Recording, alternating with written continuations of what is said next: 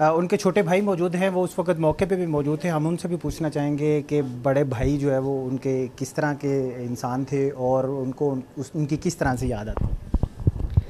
अस्सलाम वालेकुम। मेरा नाम सफ़ीर रहमान है। मैं समीर रहमान का छोटा भाई हूँ। हम घर से नमाज़ पढ़ने के लिए जा रहे थे और अभी मस्जिद के मोड़ पे पहुँचे तो वो आगे से वो निकल आया।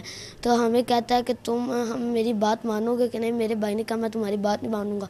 उसने फौरी फायर कर दिया और पीछे तो मेरे अब्बू भी आ रहे थे और ये थोड़ा सा चल के आगे गया और मैंने शोर डालना शुरू कर दिया और मोहल्ले वाले आए और उसे पकड़ा। उतनी देर में मेरे पापा भाग के गए, उसे पकड़ा है। उसके आगे का मुझे नहीं पता।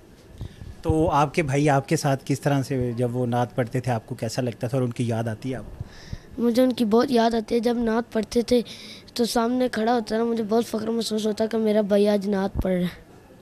तो आप भी हिफ्ज़ कर रहे हैं? नहीं, मैं तर्जुमा पढ़ रहा हूँ। जी जैसा कि आपने समीउर रहमान की फ़ैमिली की गुफ्तगू सुनी, इनका यही कहना था कि हाफ़िज़ समीउर रहमान बहुत ही अच्छे कारी के साथ साथ अच्छे नात गो भी थे और इसके साथ साथ अभी उन्होंने करंटली रमज़ानुल मुबारक में खूबसूरत कुरान पढ़ा मुकम्मल और उसके अलावा 28वें रोज़े को उन्होंने एक हम्द भी पढ़ी। और इसी के साथ अपने मेज़बान कामरान अशरफ को इजाज़त दे। जल्द इंशाल्लाह एक नए प्रोग्राम के साथ हाज़िर होंगे।